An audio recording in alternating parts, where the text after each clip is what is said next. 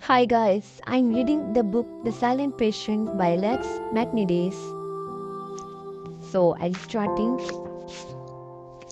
part 1, chapter 1. Alicia Barenson was 33 years old when she killed her husband. They had been married for 7 years. They were both artists. Alicia was a painter and Gabriel was a well-known fashion photographer.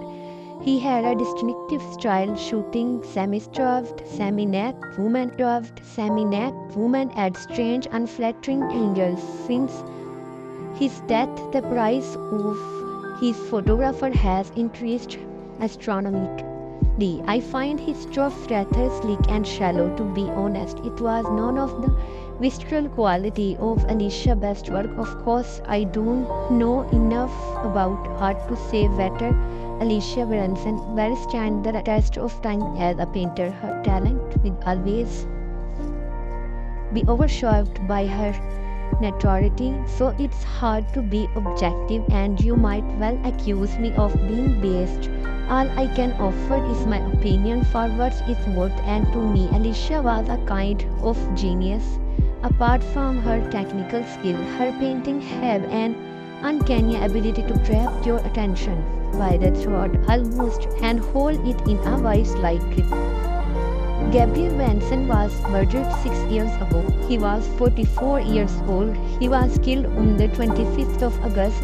It was an unusually hot summer. You may remember, with some of the highest temperatures ever recorded. The day he died was the hottest of the year.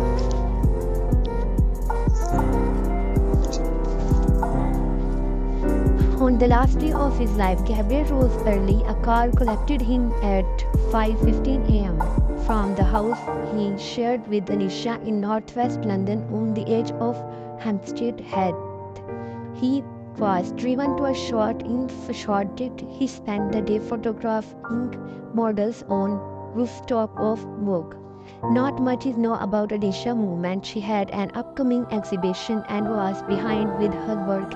It's lighting. She spent the day painting in the summer house at the end of the garden, which she had recently converted into a studio. In the end, Gabriel's shoot ran late, and he was not driven home until 11 p.m. Half an hour later, their neighbor Barbie Hellman heard several gunshots. Barbie phoned the police, and a car was dispatched from the station on Haverstock Hill at 11:35 p.m. It arrived at the Barensons' house in just under 3 minutes. The front door was open. The house was in pitch black darkness. None of the light switches worked. The officer made their way along the hallway and into the living room. They shone torches around the room, illuminated its intermittent beams of light. Alicia was discovered standing by the fireplace. Her white dress glowed ghost-like in the torchlight. Alicia seemed oblivious to the presence of the police. She was immobilized, frozen, a statue carved from ice, with a strange, frightened look on her face, as if confronting some unseen terror. A gun was on the floor next to it. In the shadow, Gabriel was seated motionless, bound to a chair with wire wrapped around his ankles and wrists.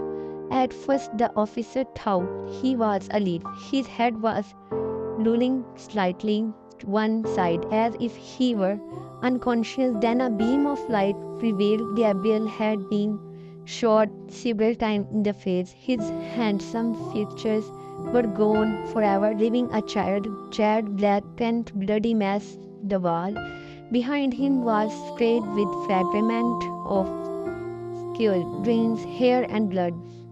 Blood was everywhere, splashed on the wall, running in dark rivulets along the floor, along the grain of the wooden floorboard. The officer assumed it was Gabriel's blood, but there was too much of it. And then something blended in the torchlight. A knife was on the floor by Alicia's feet. Another beam of light revealed the blood spattered on Alicia's white dress. An officer grabbed her arm and held them up to the light. There were deep cut across the vein in her wrist, fresh cut, bleeding hard. Alicia fought out the attempt to save her life. It took 3 officers to restrain her. She was taken to the Royal Free Hospital. Only a few minutes away, she collapsed and lost consciousness on the way there. She had lost a lot of blood, but she survived. The following day, she lay in a bed in a private room at the hospital. The police questioned her in the presence of her solicitor. Alicia remained silent throughout the interview. Her lips were pale, bloodless. They fluttered occasionally but formed no word, made no sound. She answered no questions. She would not speak, nor did she speak when charged with Gabriel's murder. She remained silent when she was placed under arrest, refusing to deny her guilt or confess it. Alicia never spoke again. Her enduring silence turned this story from a commonplace domestic tragedy into something far ground, mystery and enigma that gripped the headlines and captured the public imagination for months to come. Alicia remained silent, but she made one statement. A painting. It was began when she was discharged from hospital and placed under house arrest before the trial. According to the court appointment nurse, Alicia barely ate or slept. All she did was paint. Normally, Alicia labored week, even month before embarking on a new picture, making endless sketches, arranging and rearranging the composition, inspiring with color and form. A long gestation followed by a portrait birth as each brush strokes was paintingly applied. Now, however, she distinctly alert her creative process, completing this painting within a few days of her husband's murder. And for most people, that was enough to condemn her. Returning to the studio so soon after Gabriel's death that year, an extraordinary insensitivity, the monstrous lack of remorse of a cold-blooded killer. Perhaps, but let us not forget that while Alicia Barenson may be a murderer, she was also an artist. It makes perfect sense to be, at least, that she should pick up her brushes and paints and express her complicated emotion on canvas.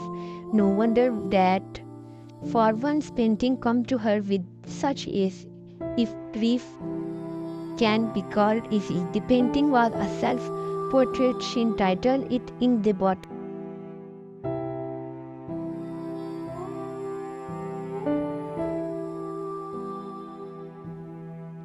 So guys, this part of chapter number 1 is completed. The next part of the chapter number 1 I will read on the next video.